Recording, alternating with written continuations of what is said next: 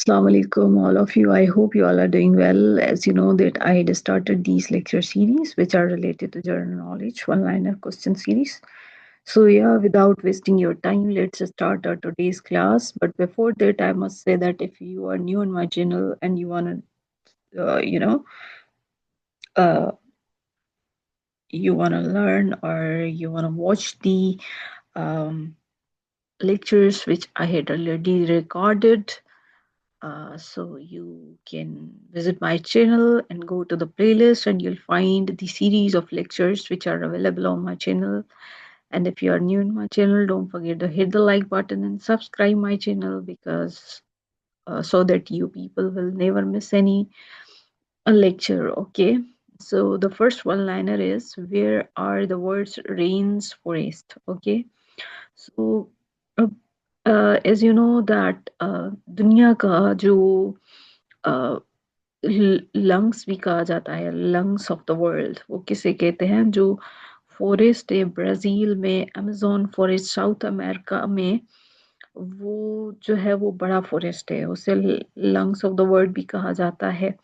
तो इसमें पूछा गया है कि दुनिया का वर्ल्ड्स रेंज फॉरेस्ट जो है वो किधर पाया जाता है, कहाँ पे है? तो it is in south America. ये एक बहुत बड़ा वास्ट फॉरेस्ट है।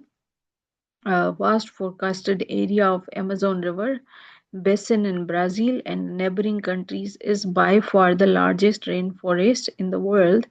It comprises more than 3.5 million square kilometer, about 1.4 million square kilo metre miles में ये बता रहा है, ये वाली value, and about half of the total global rain forest cover.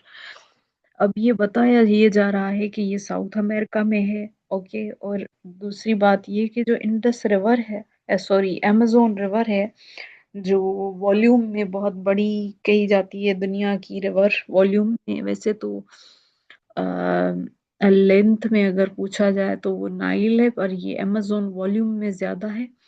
तो ये तो उसकी बेसिन में फोरकास्टेड एरिया जो है वो अमेजोन रिवर बेसिन का in Brazil and neighbouring countries जो है इसकी, ये इस फॉरेस्ट पे मुश्तमिल है। ये मतलब रेन फॉरेस्ट इधर पाया जाता है। राइट। एंड इट कंपासेस, ये इन्होंने बताई हैं वैल्यूज के 3.5 मिलियन स्क्वायर किलोमीटर्स में ये फैला हुआ है, और अगर माइल्स पे देखें तो 1.4 मिलियन स्क्वायर माइल्स। ओके। तो ये इसकी टोटल जो है वो वॉल्यूम में, माइल्स में, स्क्वायर किलोमीटर्स में इन्होंने वैल्यू बताई हुई है। और half of the total global rain forest cover करता है, ग्लोब का। ओके। ग्लोब दुनिया में जो रेन फॉरेस्ट है उसका 1/2% कवर करता है। ओके। अब ये है एक वर्ड जिसे जो है वो हम प्रोनाउंस ऐसे करते हैं कि किड्स फ्री न्यू। ओके। किड्सोफ्रेनिया पढ़ते हैं इसको हम लोग। राइट। अब इसको थोड़ा सा ये डिफिकल्ट वर्ड है, तो अब ये देखें डिफरेंट टर्म्स इसमें पूछे गए हैं। अब ये टर्म है, इसका मतलब क्या है? ये एक सीवियर किस्म का mental illness is characterized by the variety of the symptoms including loss of the contact with the reality, bizarre behavior, disorganized thinking and speech, decreased emotional expressiveness and social withdrawal. अब ये जैसे, अब मैं आपको बताऊं कि ये एक बीमारी है, दिमाग की बीमारी। जैसे जिसको ये बीमारी होती है, जिसको ये डिजीज है, या ये जो भी इससे अफेक्टेड है ना, तो उसकी कुछ कंडीशंस बताई गई हैं, सिम्टम्स बताए गए हैं कि क्या होता है ये। वैसे तो मेंटल इलनेस से आपकी दिमाग की बीमारी है। ओके। जिसमें सिम्टम्स क्या होते हैं, अगर किसी इंसान को ये डिजीज है तो उसके पहले तो loss of contact with the reality, वो मतलब एक ख्याली दुनिया में, यूटोपियन वर्ल्ड में रहेगा। राइट। रियलिटी से दूर। बिजैर बिहेवियर, बिजैर कहते हैं वो अटपटा, एबिरेंट या पिक्यूलियर किस्म का behaviour. Right. Deviant behaviour means normal से हटके जो अनयूजुअल बिहेवियर हो ना उससे हम कहते हैं bizarre behaviour, right. Disorganised thinking and speech. Disorganised thinking मतलब सोच में और बोलने में, वो दोनों में क्या होगा, डिसऑर्गेनाइज्ड होगा, मतलब एक बात करता रहेगा फिर बीच में से किसी और बात को निकाल लेगा, फिर उसी बात को छोड़ेगा, फिर कोई और बात करेगा, मतलब आइडियाज करेगा वो, राइट। वो मतलब पॉइंट पे किसी पे नहीं बोलेगा, उसके आइडियाज, उसकी way of talking, thinking, speech क्या होंगी, उससे पता लगेगा कि he is not mentally well person, right. Decrease emotional expressiveness, जो जिस ऑब्वियसली अगर किसी इंसान को कोई मेंटल इलनेस है और वो रियलिटी से दूर रहेगा या उसका बिहेवियर डिसऑर्गेनाइज्ड थिंकिंग होगी, तो ऑब्वियसली वो थोड़ा अपैथेटिक होगा, स्टोइक होगा, इंडिफरेंट होगा, राइट। वो थोड़ा सा उसकी जो मतलब वो हम फॉर एग्जाम्पल एक चीज बोली जाती है ना कि अक्ल नहीं तो मोजा ही मोजा, मतलब एक सेंसिबल बंदा होता है ना, जिसको माइंड होता है, दिमाग दिया होता है अल्लाह पाक ने, फिर अगर वो हर्ट होता है तो उसको पता लगता है कि यार इस चीज ने मुझे मेंटली, इमोशनली, फिजिकली जो है वो इससे मुझे नुकसान हुआ है या मुझे तकलीफ हुई है। पर अगर कोई ऐसा बंदा है जिसमें अकल ही नहीं है या कोई मेंटली रिटार्डेड है, तो उसको तो मतलब फील ही नहीं होगा, तो मौजा ही मौजा है उसकी, राइट। तो ये बोला जाता है कि इसमें ये होता है कि देखें उनको तो एक मतलब डिसऑर्डर है, तो उसका बिहेवियर भी क्या है, बिजार किस्म का है। Okay. Disorganise thinking and speech है, वो डिक्रीज इमोशनल एक्सप्रेसिवनेस, एक्सप्रेस भी नहीं कर पाएगा और इतना फील भी नहीं करेगा, राइट। और सोशल विड्रॉल होगा, सोसाइटी से क्या रहेगा, आइसोलेटेड रहेगा वो, जो है वो म- मतलब ये है कि एक चीज होती है ना कि उस इंसान को थोड़ा सा अपने ख्यालात में गुम रहना, राइट। अपना एक ही जो है वो अपन ख्यालात में गुम होना, और उन ऐसे लोगों को चीजें नजर भी आ रही होती हैं, तो ये एक किस्म की बीमारी है। अगर ये वर्ड आ जाए ना, तो आपको इससे इससे रिलेटेड कोई चीज लिखी हुई हो तो आप उसको टिक करना होना आना चाहिए, राइट। से अदर वन लाइनर की तरफ आ जाते हैं कि ब्लड लेस रिवॉल्यूशन किसे कहते हैं, what is blood less revolution, okay. अब इससे क्या कहते हैं, called also the glorious revolution in England. अब it marked the end of the despotic rule of the Scots and gave way of parliamentary rule there in 1688 में। अब bloodless से आपको पता चल रहा है कि ऐसा रिवॉल्यूशन जिसमें जो है वो होती है ना लड़ाई, खून रेजी और मारना पीटना, कत्ल करना लोगों को, राइट। उससे ये उसके बगैर, राइट। तो ब्लड लेस रिवॉल्यूशन आया, रिवॉल्यूशन भी आया हो और ब्लड लेस आया हो, मतलब एक तरीके से एक हमें अगर आपको बताऊं तो इसमें ये होता है कि ब्लड लेस रिवॉल्यूशन जो होता है ना, उसमें लड़ाई झगड़ा वॉर ये नहीं होती हैं चीजें, ओके। ये जो है वो आपको नहीं मिलेंगी। तो blood less revolution is change of government without much fighting और वायलेंस।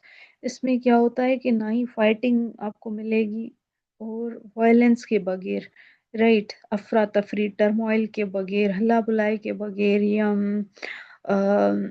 विदाउट एनी परमा क्राइसिस। तो ये वर्ड्स हैं, ये वेकबलरी भी आपकी स्ट्रॉन्ग होनी चाहिए, राइट। तो वायलेंस के बगैर एंड द ग्लोरियस रिवॉल्यूशन जो आया था ना 1688 में इंग्लैंड में, वो इसका प्राइम एग्जाम्पल है, राइट। इसका प्राइम एग्जाम्पल इन्होंने लिखा भी हुआ है, जो इसमें आप देख सकते हैं कि रिवॉल्यूशन कौन सा जो इंग्लैंड में आया था। और उसमें क्या हुआ था, एक डेस्पोटिक जो रूल था ना स्टॉट्स का, उनको इन्होंने क्या किया था, एंड एंड हुआ था इनका। डेस्पोटिक मींस जो अ, ऐसा हो जिसमें अफरा तफरी हो, जिसमें सुकून ना हो, राइट, उस रूल को क्या किया था इन्होंने, एंड किया था, and give parliamentary rule there in 1688 में, और इन्होंने पार्लियामेंट्री रूल दिया था 1688 में, which language is written from the top to bottom and from the left to the right, right. So Japanese में अगर मैं आपको बताऊं तो ये जापानीज की लैंग्वेज होती है ना, ये इससे लिखी जाती है, ऐसे जाती है ये, राइट। और ये लिखा गया है कि लेफ्ट टू राइट जाती है, मतलब ऐसे होती है, यूं। हम तो ऐसे लिखते हैं ना, हॉरिजॉन्टली, हॉरिजॉन्टली लिखते हैं, यूं जाती है, राइट, पर ये ऐसे जाती है, वर्टिकली।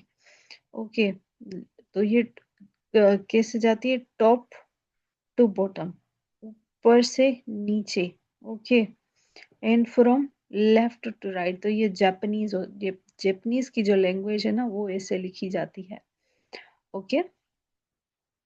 आप इसको जो है वो गूगल पे सर्च करके देख भी सकते हैं इस लैंग्वेज को। आगे हम लोग आ जाते हैं नेक्स्ट वन लाइनर की तरफ। तो इसमें लिखा गया है कि व्हाट इज ड्रिंडल। अब ये देखें, एक अलग ये एक टर्म है। अब जैसे ये तो है ड्रिंडल, ड्रिंडल का एक मतलब है कि काइंड ऑफ अ ड्रेस, एक किस्म की ड्रेस है, ओके, ड्रिंडल। दूसरा होता है dwindle, DWINDLE। Dwindle means shrink होना, ओके, फेड अवे होना, मुरझा जाना, ड्विंडल होता है ये है dirndl, okay. Dirndl means kind of a dress. What is concordance, okay. Concordance का मतलब या पूछा गया है कि ये है an index of the words and the topics in the book। अब देखें इंडेक्स में क्या हम लोग ढूंढ रहे होते हैं। फॉर एग्जाम्पल बुक होता है ना, तो ये सपोज करें बुक की स्टार्ट में हम लोग कहाँ पे जाते हैं, कोई सपोज करें हमें किसी टॉपिक को सर्च करना होता है, तो ये इंडेक्स दिया होता है बुक में। ये बुक में इंडेक्स दिया जाता, सॉरी ये थोड़ा सा गलत हो गया। तो उसमें क्या दिया जाता है, इंडेक्स दिया जाता है जिसमें सारे टॉपिक्स, चैप्टर्स की नेम, उसकी फिर उसके अंदर क्या क्या हम पढ़ेंगे चैप्टर में, ये सारी चीजें ये यूं लिखी जाती हैं, राइट। तो ये आपने सबने ऑब्जर्व किया भी होगा और आपको पता भी होगा, राइट। सो या ये जो है वो मुझे थोड़ा सा आपको बताना पड़ रहा है, आई थिंक आपको पता भी होगा, राइट। सो ये वही बात हो रही है कि कॉनकॉर्डेंस जो है एक टर्म है, राइट। तो आपको पता होना चाहिए कि index of the words or the topics in the book. Okay, what is the significance of the Corsica Island in history? तो ये बर्थ प्लेस है नेपोलियन बोनापार्टे का, ओके। कोर्सिका आइलैंड, आइलैंड का इम्पोर्टेंस क्या है, सिग्निफिकेंस क्या है। तो अगर आपसे ये सवाल आ जाए तो आप ये कहेंगे कि नेपोलियन बोनापार्टे का ये बर्थ प्लेस है, ओके। सम इम्पोर्टेंट टर्म्स की बात करें तो इसमें पूछा गया है ब्लॉकेज का मतलब क्या होता है। Blockage naval operation conducted by the country at the war with the object of closing to foreign commerce the vital ports of enemy country and thereby aiding in the military defeat of the country by denying it access to the supplies and the communications from without। अब ये जो term है ना blockage, अब blockage Pakistan affairs, current affairs में तो ये आपने बहुत सुना होगा, या अगर बिजनेस स्टूडेंट्स हैं तो उसमें भी ये बहुत ज़्यादा ये जो है वो बात की जाती है। अब इसमें क्या होता है कि ब्लॉकेज की जाती है, नेवल ऑपरेशंस अगर कंडक्ट किए जा रहे हो, conducted by the country at the war, war के टाइम पे तो क्या होगा, with the object of closing to the foreign commerce, okay, the vital ports of the enemy. अगर सपोज करें, अब मैं अ, अगर मैं आपको एग्जांपल दूं तो कोई भी एग्जांपल हम लोग फॉर एग्जांपल ले सकते हैं कि सपोज करें कि हमारी अगर वॉर चल रही हो ना, अ, किसके साथ, अफगानिस्तान के साथ, राइट, कि नहीं, सपोज करें इंडिया के साथ हमारी वॉर चल रही है, ठीक है, इंडिया बीच में है। इधर पाकिस्तान है, ठीक है, इधर है बांग्लादेश। अभी तो हमारे क्या हो गए हैं, अच्छे ताल्लुकात जो है वो रिलेशंस जो है वो इम्प्रूव हो रहे हैं बांग्लादेश के साथ। पर ये देखें, अ, अगर इस साइड पे क्या हो, फॉर एग्जांपल अगर हमारे कोई पोर्ट्स बने हुए हो ना, राइट, तो यहाँ पे क्या आता है, आपको पता है कि हमारे तीनों कंट्री के साउथ में हमें हमें साउदर्न ओशन लगता है, अरेबियन ओशन जिसे इंडियन ओशन कहते हैं हम लोग, ये लग रहा होता है। तो इधर अगर हमारी कोई पोर्ट्स बने हुए हैं इस साइड, तो ये क्या करे, अगर इंडिया, पाकिस्तान और बांग्लादेश के बीच में ट्रेड को रोकने के लिए अगर इनके वो बने हुए हैं ना, तो ब्लॉकेज क्रिएट करे, हिंड्रेंसेस क्रिएट करे, ताकि ये जो हमारे रिलेशंस हैं वो इम्प्रूव ना हो सके। अब देखें, ये रहा भी है बांग्लादेश और पाकिस्तान के दरमियान में, क्योंकि Bangladesh was more inclined towards India in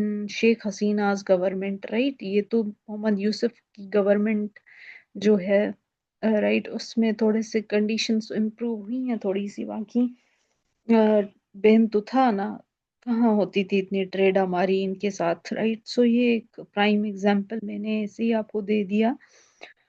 तो या हम लोग ब्लॉकेज पढ़ रहे थे, तो हम लोग फॉर एग्जांपल इंडिया क्या करे, बीच में ब्लॉकेज क्रिएट कर दे, फॉरेन कॉमर्स जो है वो रोकने के लिए क्या करे, वो ब्लॉकेज करे। एनिमी कंट्री समझती है मैं इंडिया, राइट। तो मैं जस्ट बता रही हूँ आपको, इतना सीरियस होने की जरूरत नहीं है, राइट। एग्जाम्पल्स दिए जाते हैं जब भी हम लोग पढ़ रहे होते हैं, right. So there by adding the military defeat, ताकि इनको क्या हो, मिलिट्री डिफीट हो।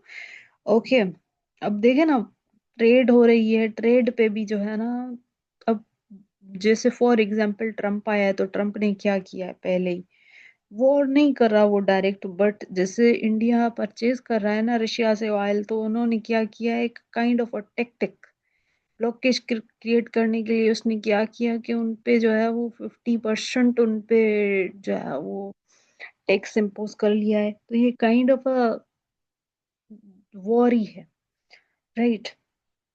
वेनेजुला, उनको लगा कि भाई इनके पास तो बड़े रिसोर्सेज हैं, तो उन्होंने क्या किया, उन पे अटैक कर लिया। सूडान में बड़े रिसोर्सेज हैं, उन पे अटैक कर लिया। मतलब ये सारी चीजें, अब वॉर हो ही किस पे रही है, रिसोर्सेज पे वॉर हो रही है। तो ये चीजें ब्लॉकेज है, काइंड ऑफ ब्लॉकेज क्रिएट करना, राइट, इम्पोज करना टेक टैरिफ्स और ये चीजें, राइट। अब देखें ना, अब ये चीजें क्या होती हैं, अब देखें, जैसे इसराइल की वॉर चल रही थी, इसराइल ने अटैक किया पैलेस्टाइन पे, जो वॉर हो रही थी उनके साथ साथ, तो क्या ये जो रेड सी था, ये हुतीज ने नहीं कंट्रोल किया हुआ था, और जितनी भी इनकी शिप्स गुजरती थी तो उनको हाईजैक कर लेते थे।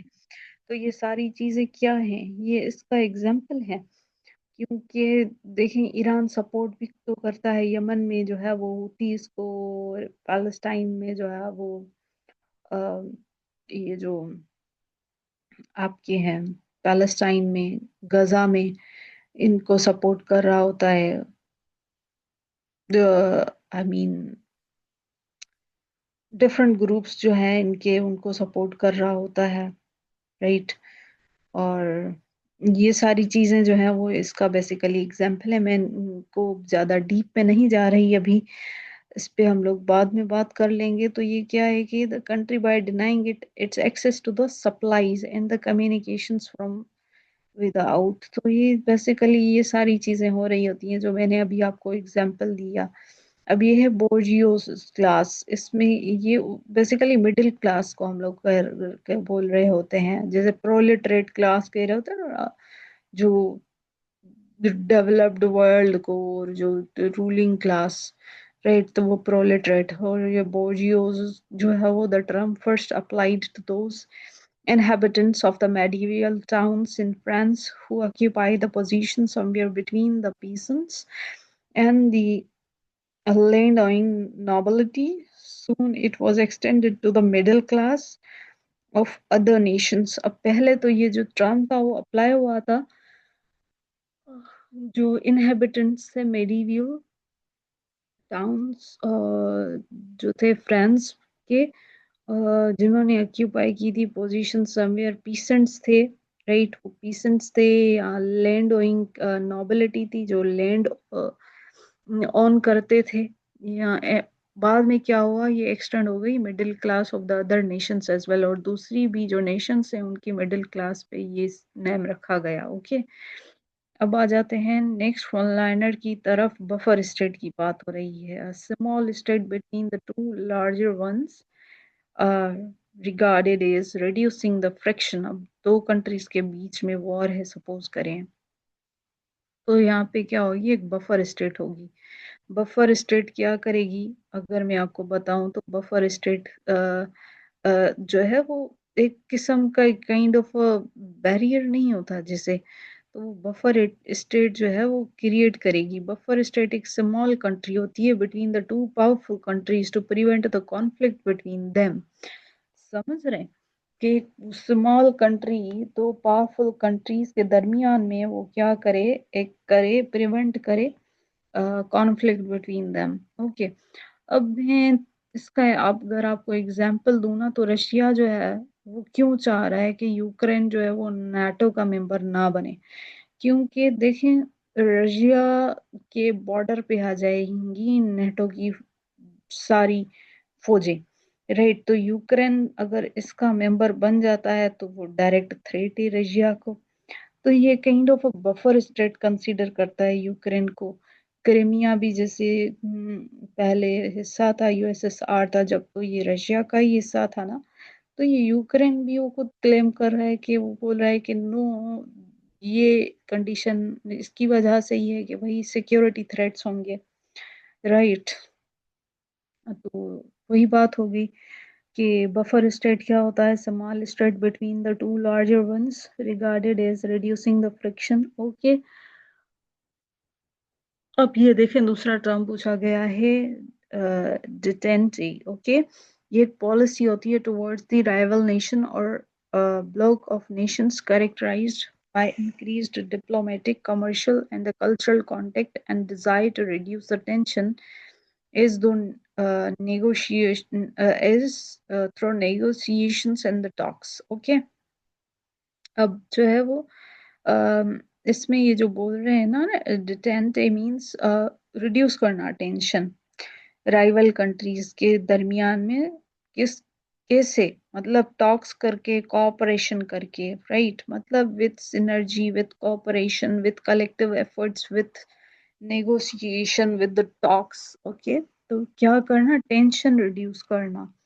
तो उसका मतलब ये होता है डिटेंटी। डिटेंटी पॉलिसी होती है टुवर्ड्स राइवल नेशंस, अगर दो लड़ रही है ना कंट्रीज आपस में, or a bloc of the nations characterized by the increased diplomatic, commercial, and cultural contact and desire to reduce the tension is through negotiations and talks. Simple words में बताऊँ ना, ये एक जो है वो राइवल नेशंस के दरमियान में क्या होता है कि जो वॉर होती है, वो राइवलरी जो होती है, कंपटीशन जो होता है एक किस्म का, राइट? ब्लॉक हो तो मतलब ब्लॉकेज है, कंपटीशन है, तो ये क्या करती है कि ये रिड्यूस करती है टेंशन्स को। ये कहती है कि नहीं, आप टॉक्स करें, आप बात करें, राइट? ओके, जेंटलमैन्स एग्रीमेंट किसे कहते हैं? Agreement binding in honour but not enforceable. Okay, enforceable नहीं होता।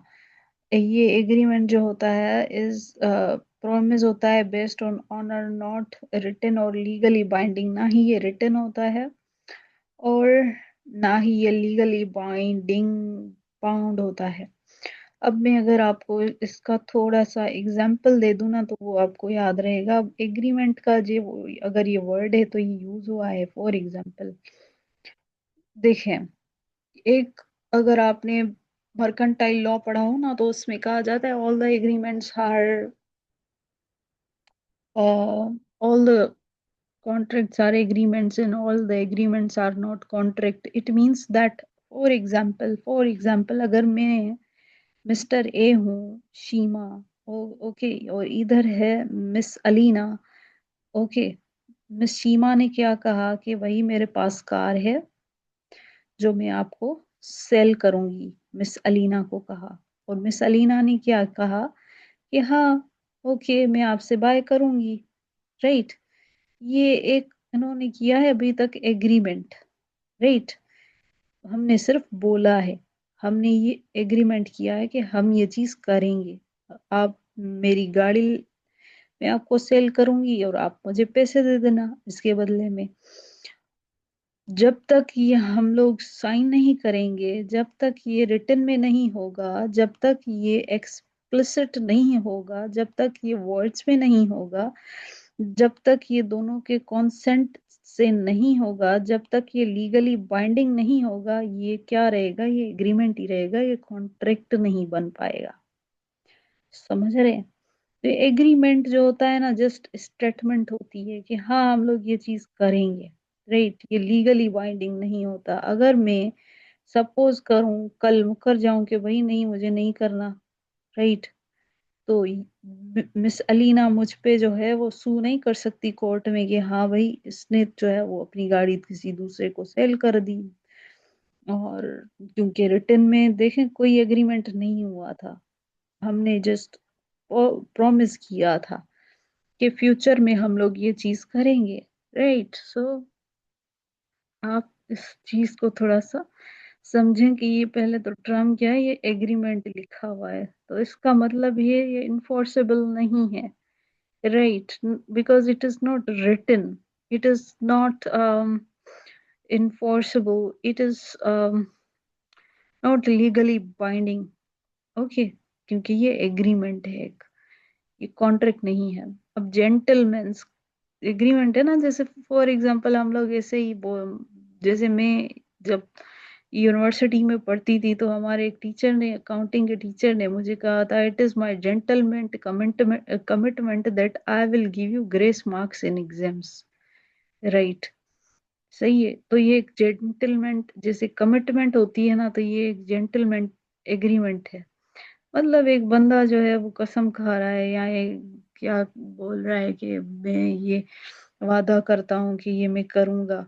राइट। पर अगर वो ना करे, अगर मेरे सर ने मुझे फॉर एग्जांपल सपोज मार्क्स ना दिए, ग्रेस मार्क्स, तो मैं उन पे केस तो नहीं कर सकती ना।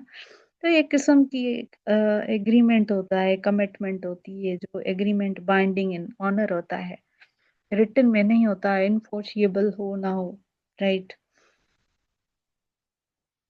अब ये देखें, फिलीबस्टर बस्टरिंग की बात हो रही है। फिलीबस्टर, या आपने पॉलिटिकल साइंस में ये वर्ड सुना होगा। पॉलिटिकल साइंस अगर आपने सब्जेक्ट लिया हो तो उसमें ये यूज होता है। Filibuster is a legislative procedure term denoting the means employed by members of legislative assembly to deny or prevent the action on a matter to which they are opposed. Such means may include the introduction of the dilatory motions, okay, intentional absence from the assembly in order to prevent the um, mm, existence of a quorum, or the presentation of abnormally long, mm, often meaningless speeches। अब मैं इसका simply आपको बता दूं फिलीबस्टर का मतलब क्या होता है।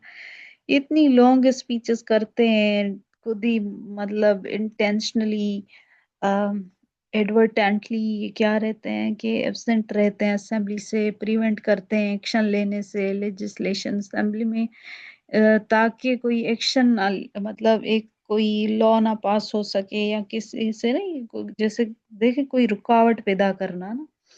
सिंपल वर्ड्स में मैं बताऊं, फिलीबस्टर जो है वो किया जाता है व्हेन द लॉ मेकर्स क्या करें, डिले करें डिसीजन को बाय लॉन्ग स्पीचेस, या ये एक किस्म की टेक्टिक होती है। राइट। डिले करने की। अब मैं इस पे एग्जांपल्स कुछ दे सकती हूँ आपको, पर आई डोंट नो। बेसिकली ये मतलब एक टेक्टिक होती है कि भाई, फॉर एग्जांपल, या सपोज करें कि चलें ये मैं आपको ऐसे ही बता देती हूँ कि फिलीबस्टर में क्या होता है कि आप क्या कर रहे होते हैं, डिनाई कर रहे होते हैं, प्रिवेंट कर रहे होते हैं।